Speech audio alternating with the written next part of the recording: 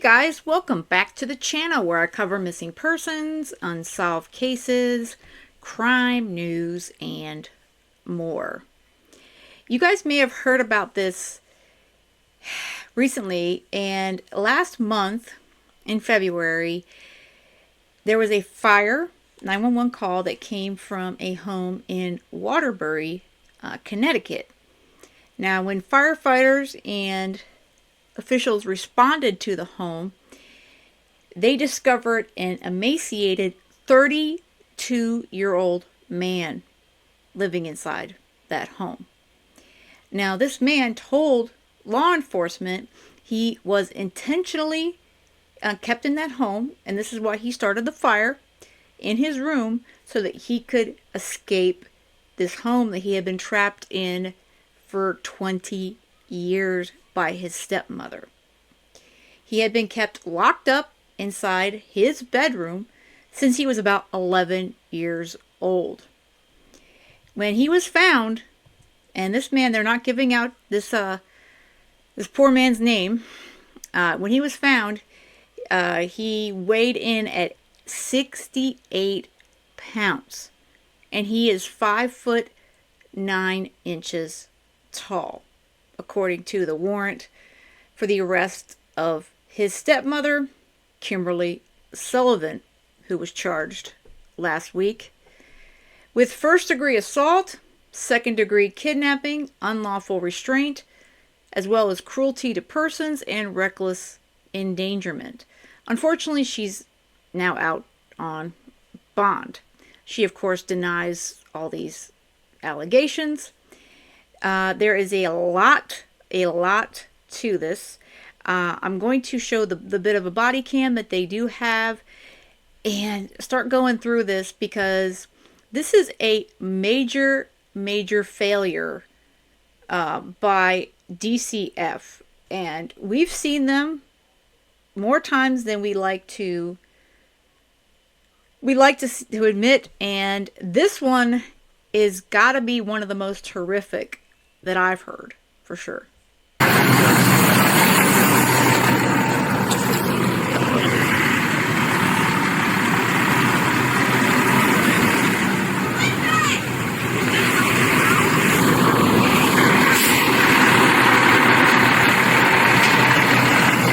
Come over here, go down the road.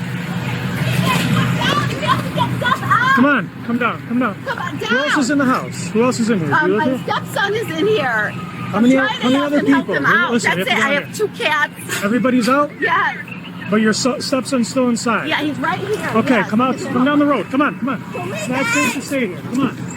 All right, here he is. All right, my dog is shaking. I know. Come down here. That's true. 87 code 3 victim. Fire victim. Okay. Come on. My 80 dog seconds right here. Come on. my dog. I know. Come on. I'm coming. You're seeing it. Got one victim right here.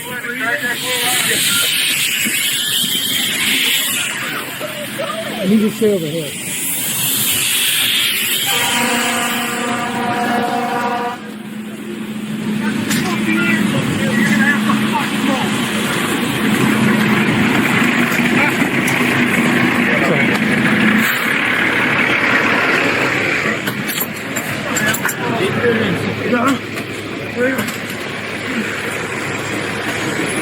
Oh my God. All right, before we listen to the 911 call, this is stepmom. This is Kimberly. Yeah, she's the one outside complaining about her dog and her cats. Oh, and my stepson is in the house. Yeah. And she had to call 911 because he set the home on fire, risking his own life to escape the hell that he had been living in since he was about 11 years old. 2 Blake Street. What's the address? Please hurry. It's 2 Blake Street. There's a fire. Okay. Oh my God. There's a fire. I'm trying to... Ma'am, what's 2 Blake Street. The TV, I don't know. My son, his stepson is in his room, and I don't know. He did something with the TV. I was sleeping. I fell asleep. See flames or smoke? Yeah, Yes, come on, Steph, come on. Okay, can you get... Yes, we need an ambulance, please. Okay. Please, we need an ambulance. Ma'am, all right, you said something's on fire and now you need an ambulance. What's going on there? Yes, his room, the TV in his room. Did he get injured? Is he on fire? Yes, he's injured. Please send the ambulance. Ma'am, I'm going to send the ambulance. I need to know what's going on and why they're going out there. Where is he injured? I don't know. He's kind of, I don't know. I don't know. He's kind of passed out. He's out of it. Please. Oh my God! It's like all the power in the house is out. I don't know if it's Lewis. Okay, ma'am, just get out of the house, okay? Yes, I'm going to call my daughter. All right. Oh my God. Now, after the fire, the victim, who has been through hell, abuse, the extent of it is not even being told to the public. There's a lot of information coming out. He told police that his door in the home had a lock on it from the outside. So he was not able to come and go at his own pleasure as he will. His stepmother kept him in there, like I said, for 20 years. Now there's evidence that law enforcement found, to support that lock was a slide lock, that he couldn't get out without her opening it. When police interviewed the now 32-year-old in February, at least on 2 separate occasions at this point, he told them that he had been living under these horrific conditions since he was a kid, a child, about 11 years old.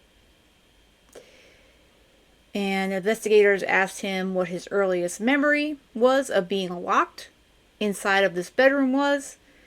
He stated his memories started around the age of 3. He recalled that he was hungry all the time. He snuck out of his room to get something to eat and drink. And when the wrappings to the food that he was eating were eventually found, he began to be locked in his room. It started in the evening hours, and then it got worse and worse as he got older. And he also told them that he recalled drinking water from the toilet at that time, because he was only given 2 cups of water each day and 2 sandwiches. Yeah. There is a lot more to this, but let me play the press conference that was held, and law enforcement had a lot to say. The young man's unimaginable suffering over the course of 2 decades is just a reminder of the darkness that does exist in our world. Our hearts and our prayers go out to him. We're committed to supporting him in every way possible as he begins to heal from this unimaginable trauma that he suffered. I do want to this morning, though, acknowledge and extend my deepest gratitude to Chief Fred Spagnola and the Waterbury Police Department for their unwavering dedication and relentless investigative efforts, as well as to Waterbury State's Attorney Maureen Platt and her office for their vital role in this case. Their tireless work has led to an arrest, but it's crucial to remember that this investigation is far from over, and there's a lot more work to be done. Unanswered questions remain, and we're going to continue to ensure that justice is fully served as more details emerge in the coming months. In the meantime, I would ask that the press and the community respect the young man's privacy as he begins to negotiate what will no doubt be a difficult and painful journey towards recovery. So please keep him in your thoughts and in your prayers. And with that, I will turn it over to Fred Spagnola, our Chief of Police. Thank you, Mayor. You know, I really hope that unless and until this gentleman wants to come out, that the media and folks leave him alone. I cannot imagine how much he's been through and how much he's going to have to do physically, emotionally, mentally, everything to recover from this abuse. Good morning, everyone. Thank you for the opportunity to have this conversation with you. As you all know, on February 17th, around 8:40 p.m., Waterbury Police responded to 2 Blake Street on a report of a fire. officers and fire investigators immediately realized there were some grave concerns about some of the conditions in the house.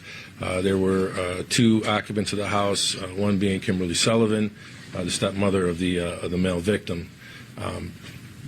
Officers and fire investigators quickly realized that there was a room in the house that appeared to have locks on it from the exterior portion of the house. They began to speak to the male victim, who disclosed that he was being held captive in the house for an extended period of time, approximately 20 years. The investigation began from that point. We worked closely with the State's Attorney's Office, Maureen Platt, as well as Assistant State's Attorney Don Thurkelson, because frankly, what was being reported was unfathomable to us at that point in time.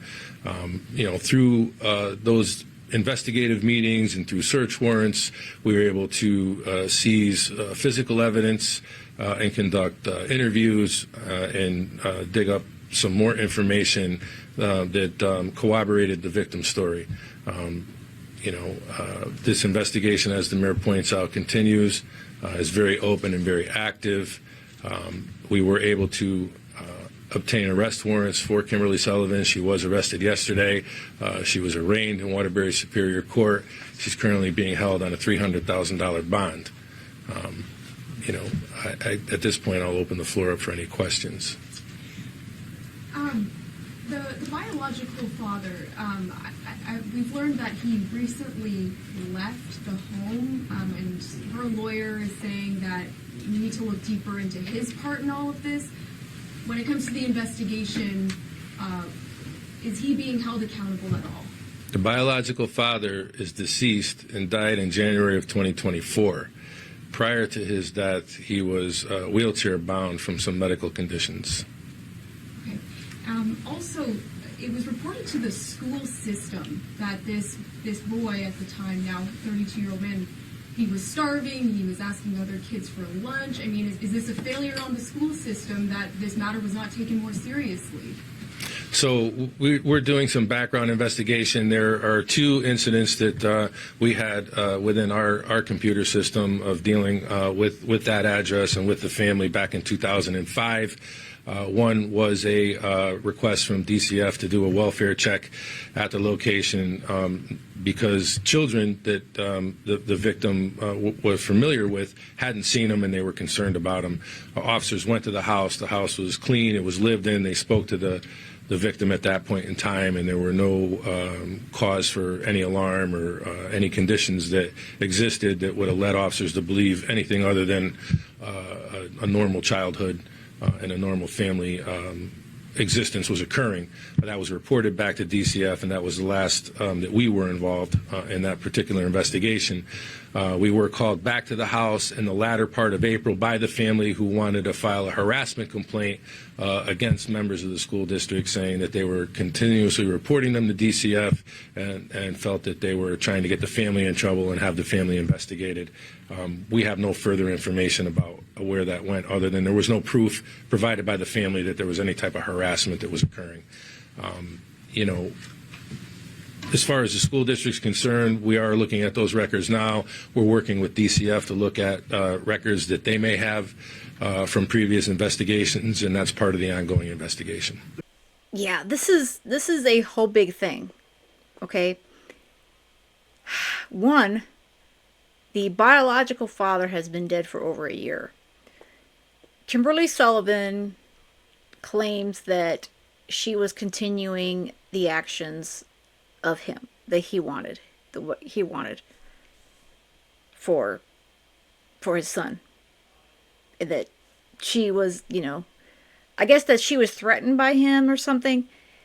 I call bullcrap, and I believe she was just as much a part of it, if not more so, at some point. But as far as the DCF and that situation goes, and then this whole welfare check, that's going to have to be a whole video on itself because there's a lot on that.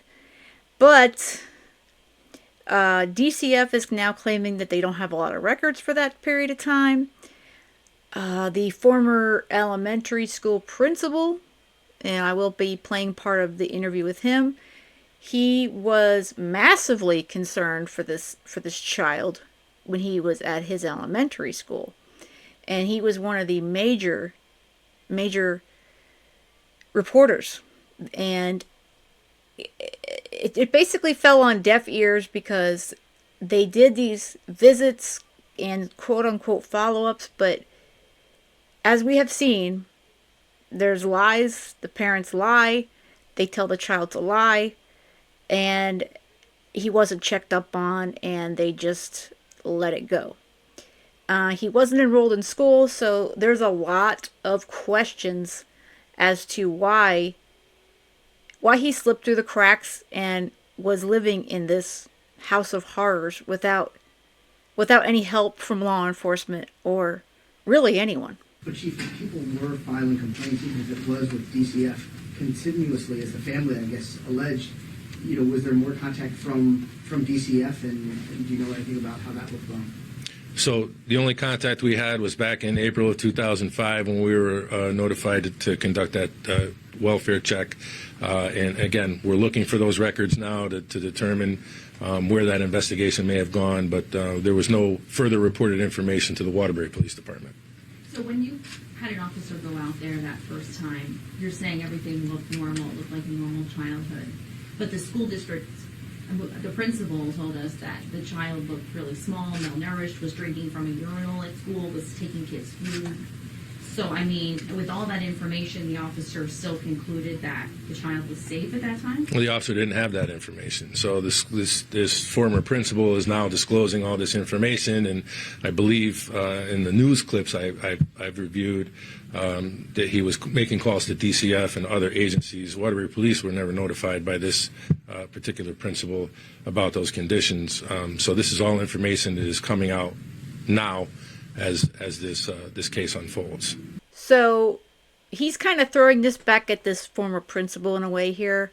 And I'm not trying to say that he's a bad guy here, okay? But DCF is they have a limitation on what they can do. And we all know that they don't even do their complete job. But that's not all of them. But they should have brought law enforcement in on this case pretty much immediately. And like I said, we're going to hear from this principal, this former elementary school principal that knew this young man when he was a child, and the stories that he tells, and it's going to break your heart. It truly, truly is. And I think that he was trying his best, and DCF was the big failure here, for sure. I believe he said he called police, but you have no record of that. Well, I believe he's wrong if that's what he said, because there is no record of it. Can you talk about, you said that there was some evidence that corroborates the story of the gentleman. Can you talk any more about what that is, or how do you go about corroborating a story like this that's so extraordinary? Right. So there's some physical evidence that was seized from the house that does corroborate the fact that that room did have exterior locks on it, and a number of different styles of exterior locks, as was explained during an interview with the victim throughout the years. It appeared that the locks increased in security levels as time progressed, and obviously he became older and maybe a little bit stronger. So that's certainly one component, and then there's other components of the fire investigation that are part of the evidence package as well. And I'm sorry if you said this, but were these the only two individuals living in that home? Yes, there were two siblings that were in and out of the home, but they have since moved out. So say DCF had all this information, the principal's saying, they don't share any of that with police? You're going to have to talk to DCF about what their protocol is on when they share information with police. DCF does work closely with police departments and provides a lot of information to police departments in a number of different ways. I don't know what their protocol is on when they share that information, so that would be something that they would have to respond to. Chief, how's the victim doing now? Obviously, some serious conditions. We read about the PTSD and depression. What can you share about how the victim's faring? Right, so obviously he's got a lot of mental health issues that he has to deal with at this point in time. There are a lot of physical conditions that he's working on as well. I mean, here's an adult that was 5'9" and 68 pounds. There's some apparent orthopedic issues. The room was very small. Honestly, when I read about it and talk to the investigators and overlook the interviews, it was worse than the conditions of a jail cell. So there's a lot of physical therapy that he'll have to go through. There's a lot of healing that he'll have to go through mentally. And I can tell you this: our investigators. And I'll specifically point out Detective Steve Brownell and Detective John Paish, who were the lead investigators in this particular case. But all the investigators, the entire Criminal Investigations Bureau, has been very supportive of the victim. They took a collection up and bought him some items to try to make life more comfortable, some clothing and some books and some things to kind of get him along the way as he goes through this process. But, our plan is to continue to support him. He's going to need a lot of support as he travels through this and tries to figure out how to navigate what has occurred and what the future holds for him. Chief, I think a lot of people are wondering, where are his other relatives? Did no one else see this man for 20 years, that they were able to, say anything, report anything to police? Was his stepmother the only person in his life? Did he have? You said he had 2 siblings. Where is everyone else? Where are all the relatives? So the backdrop is being formed, and this is again why the investigation continues. It appears that it was a very controlling situation going on regarding the victim's condition, his whereabouts, his connection with other family members, other people in the community, other friends. Information was very guarded on what was released and when he was able to see other members of the family and other members of the community. And I think that, I know, from information provided in the interviews that there was a level of fear on retaliation on what would occur if information was released or help was provided to the victim by family members. Were there any injuries as a result of the fire?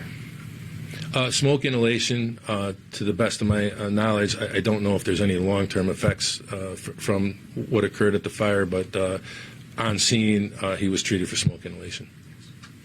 How did he get out of the house? Did he get out of the house on his own, or did firefighters have to rescue him? He was assisted out of the house. Will you be identifying him at any point? That's a great question.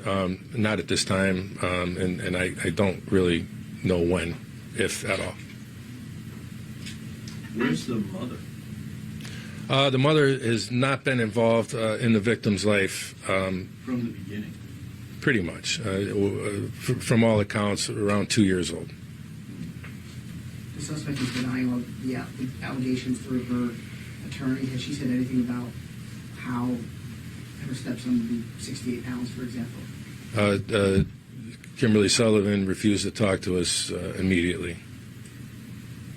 Do you have a picture of the door lock that was taken as evidence? I'm 100% certain that we do. I'd have to confer with the state's attorney if we were going to release any information like that at this time.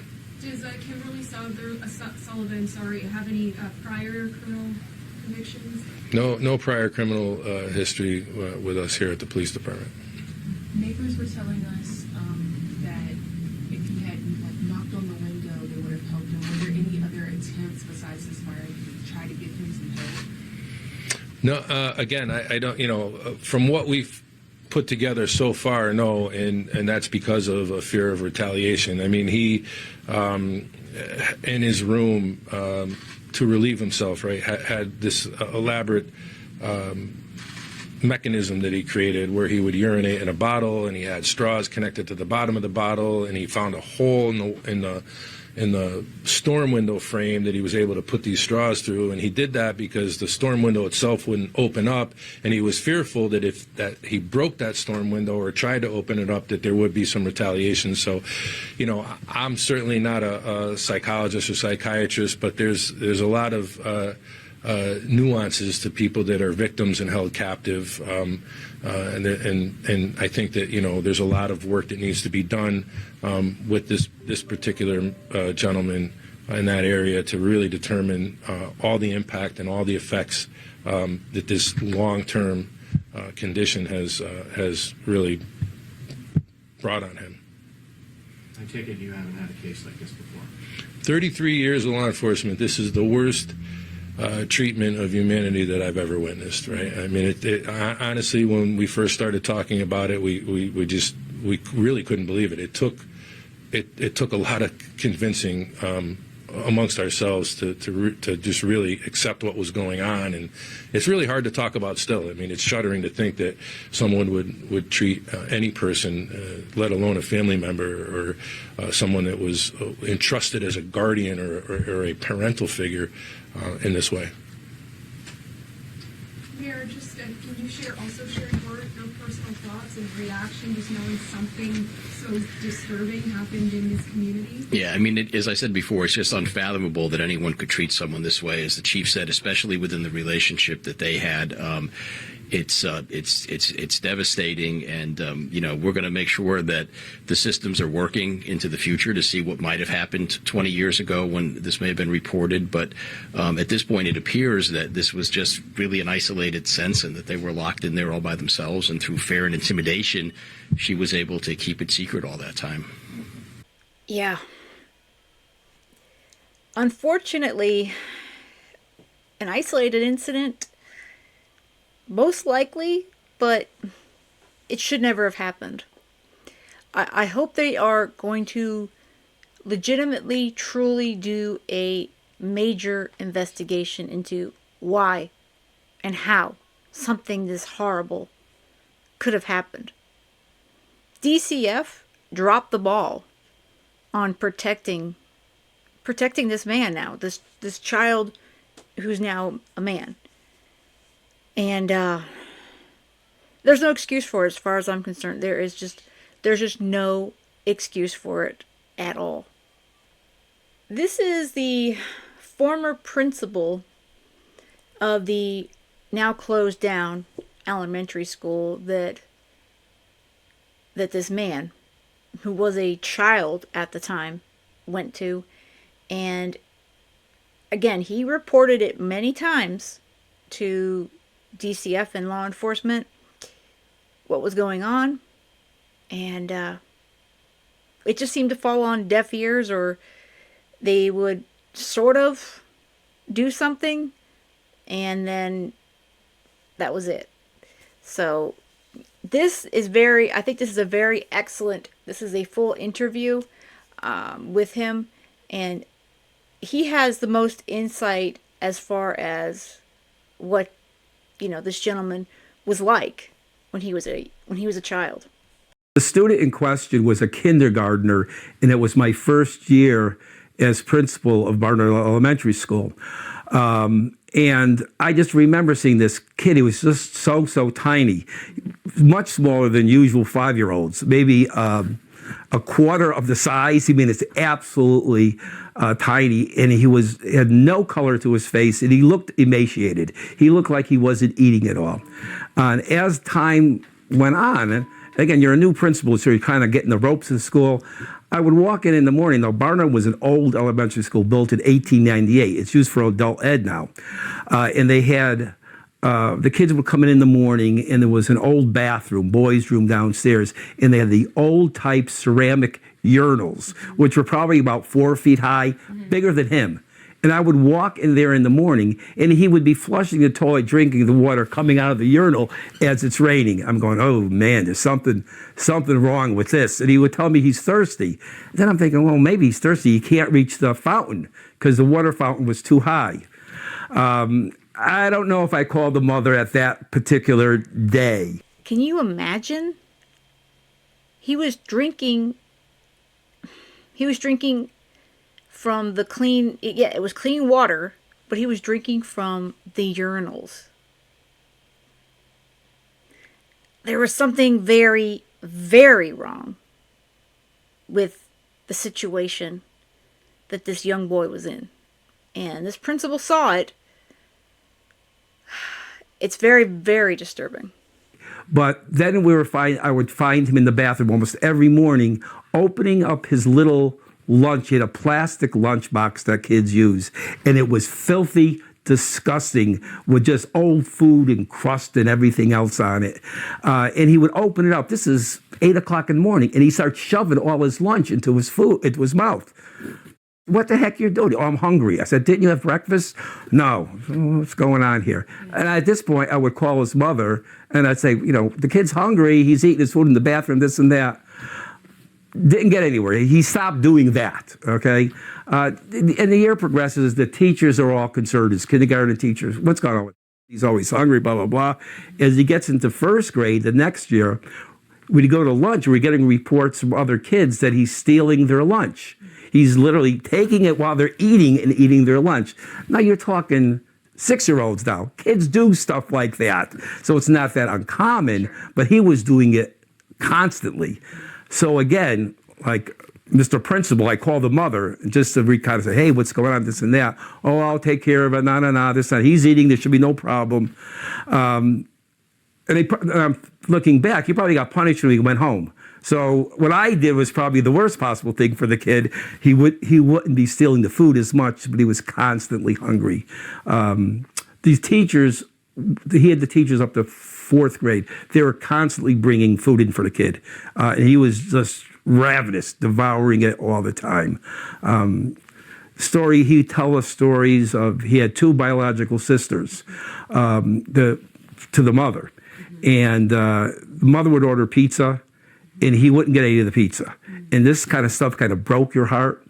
And over the years, from kindergarten to 4th grade, between myself, the school nurse, the parent liaison, the teachers, called DCF numerous times. If I'm saying 20, that's probably being conservative. And whether they investigate, you do the paperwork, you do the phone call, they do the investigation, they come back, we went to the house and nothing, this and that. You really weren't getting anywhere going through that agency.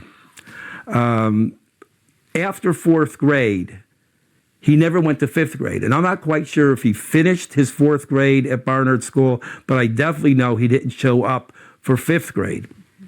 It was a small neighborhood school. It was maybe 250 kids. You know all the kids, you know the neighborhood, this and that. Yeah. And so I would start asking the kids, hey, you see this and that? And I knew the kids who lived right next door. And I would ask them, and they would tell me, oh, yeah, we see him. He's in the window of the house waving out the window.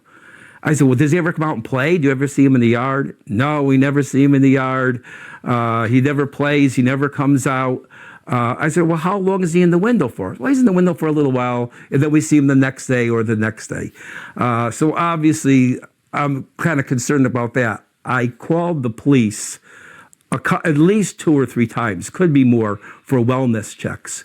And I gave statements in terms of there's something wrong. This kid, he's not coming to school. There's no reports of him going to school.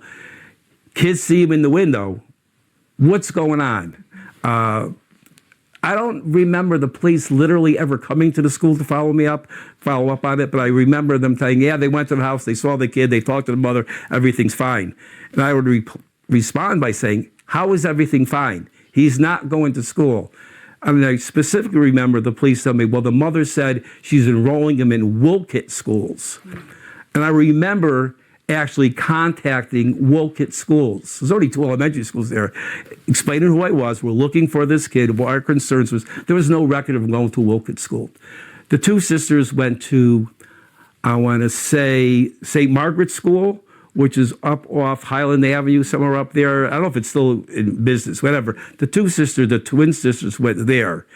So we never had any communication with the 2 sisters, but they obviously went to a private parochial school, which was a pretty nice school in Waterbury, and he was at the public school. So, can you imagine? The sisters were obviously the stepmother's daughters, so they were treated way differently. And he did call the police. Again, he's stating it here at least 2 or 3 times. And they never followed up with him on anything. Or it's okay. She said he's going to this other school. Again, the ball was dropped between DCF and law enforcement. and I think more so with DCF. But a full investigation is needed 110%. I don't care if this was an isolated incident and it never happens again. It should have never happened once. This should have never happened. So we basically, after fourth grade, we lost the contact, other than me calling. And I think myself with the parent liaison claims we went to the house when he was in fifth grade. It's more than likely we did. And I don't think anybody ever answered the door. I remember walking around the house looking. And even farther past, that had to be 2004, 2005. And after that, I was telling you about the after-school programs I do. Yeah. One of the programs at the time I was doing was at Chase Park House, which is on right on the street, the main street going on Sunnyside Avenue. And we'd finish the programs at Chase Park House, and I would just drive across the street, and I would look to see if I could see. I said, that's the house. I would tell my wife the story. I said, that's where he lived. I don't know where this kid is, but I'm going to tell you right now, we're going to see this story on Dateline sometime, without question. And that was not just my thought. Right. It was everyone in the school who had any kind of contact with the school at all. It was inevitable that this kid, you can't just drop a 10-year-old off the face of the earth and he never shows up again. And it's like no one cared. No one cared enough to really follow up on it, other than me or somebody going up there and busting the door and pulling the kid out by his ear and saying, what the heck's going on here? Which I came to the point of wanting to do that sometimes and didn't, obviously. But everyone really was concerned with this child since he was 5 years old. You knew something was wrong. It was grossly wrong. There's no reason for this, and it's sad because he's saying right here he knew it was going to happen. But he felt like he was doing everything that he could in his means. And he said he almost did bust down the door. But it's not the same exact situation, obviously, as the Tommy Valva situation, but it comes back to the Department of Children's Services, Family Services, CPS, all that, these stuff where they check on these children. They say, oh, everything is fine. And, in this case, he's a man and he's not dead. But it's always something horrific. He has been trapped in this house of horrors for most of his life. For pretty much his whole life. And from the time that he was 10, 11 years old, he said fifth grade, he wasn't allowed to leave. And I believe for 100%, I believe that this stepmother is a step monster. I am curious what her two daughters have to say about it. I don't know. I mean, obviously you're thinking they probably will be on mom's side, but maybe not. But I know that they're going to be speaking out. I do believe that there's been some family that have started to speak out. So I will go through that in another video as well. But this is a horrible, horrible thing that happened to this young man. And I can only pray and hope that he's getting the help that he needs right now. And there is a GoFundMe, I believe. There is a fundraiser that is going on, and it's not run by an individual.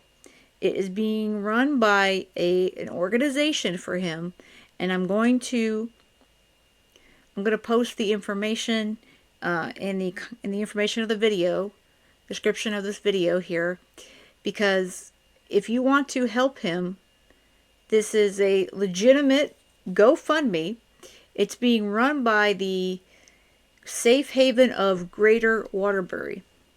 Okay, so it's not run by, Joe Smith over there or anyone like that. It is a protected GoFundMe, and it is to help him with his medical, dental care, anything that he might need as far as trying to get back to some sort of life. And it's horrible. I don't know, maybe he'll sue the city. I mean, I think that DCF for sure, he should sue them. Because what the hell did they do for him? But I will continue to go through this one. It's horrible. It is horrible. And all I can do is, like you guys, we can pray and hope that he can make it through this. And I have to believe that he, as much as he was horribly controlled and his life was not his own, obviously, that he has some sort of inner strength, maybe faith. Something got him through these 20 years. And I do hope he speaks out in some way when he's ready, whether or not he decides to make himself, publicly known. But, yeah. Let me know what you guys think in the comments. With that said, I hope you have a great rest of the day. And most of all, stay safe.